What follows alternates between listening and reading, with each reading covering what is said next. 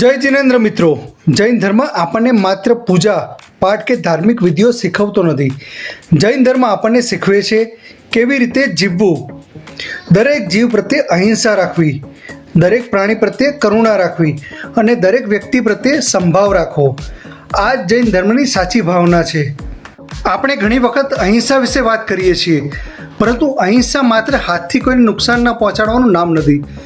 આપણી વાણીથી કોઈના હૃદયને દુઃખ ન પહોંચે, આપણા વિચારોમાં કોઈ પ્રત્યે દ્વેષ ન રહે અને આપણા કર્મોથી કોઈ જીવને હાનિ ન થાય, ત્યારે અહિંસા આપણા જીવનમાં ઉતરે છે. ભગવાન મહાવીર સ્વામીએ આપણને સમજાવ્યું કે દરેક જીવમાં આત્મા છે અને દરેક જીવને પોતાનું જીવન પ્રિય છે. તો પછી પ્રશ્ન એ છે કે શું આપણે માત્ર મંદિરમાં જઈને અહિંસાની વાત કરીએ છીએ કે પછી આપણા રોજિંદા જીવનમાં પણ તેને જીવીએ છીએ? જ્યારે કોઈ આપણને કડવા શબ્દો કહે ત્યારે પણ આપણે શાંતિ રાખી શકીએ છીએ. જ્યારે કોઈ આપણાથી ભૂલ કરે ત્યારે આપણે ક્ષમા કરી શકીએ છીએ અને જ્યારે કોઈ નબળો હોય ત્યારે આપણે તેને મદદ કરી શકીએ.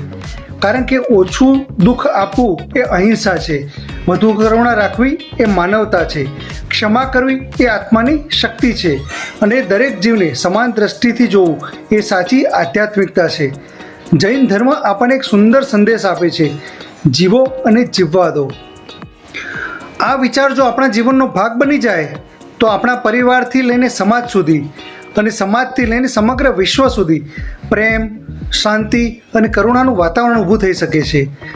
તો આજે આપણે એક નાનો સંકલ્પ કરીએ: કોઈને ઈરાદાપૂર્વક દુઃખ નહીં આપીએ, વાણીમાં મીઠાશ રાખીશું, વિચારોમાં કરુણા રાખીશું, ભૂલ થાય તો ક્ષમા માગીશું અને શક્ય હોય ત્યાં સુધી દરેક જીવ પ્રત્યે દયા અને પ્રેમ રાખીશું. કારણ કે સાચો ધર્મ માત્ર પૂજા કરવામાં નથી, સાચો ધર્મ તો આપણા વર્તનમાં દેખાય છે.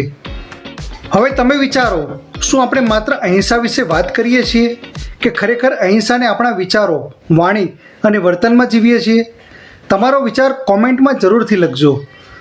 જો તમને આ વિચાર ગમે હોય તો વિડીયોને લાઈક કરો, તમારા પરિવાર અને મિત્રો સાથે શેર કરો અને જૈન ધર્મના આવા જ આધ્યાત્મિક અને જીવન પ્રેરક વિચારો માટે જૈન ધર્મ હિસ્ટ્રી ચેનલને સબસ્ક્રાઈબ કરવાનું ભૂલશો નહીં.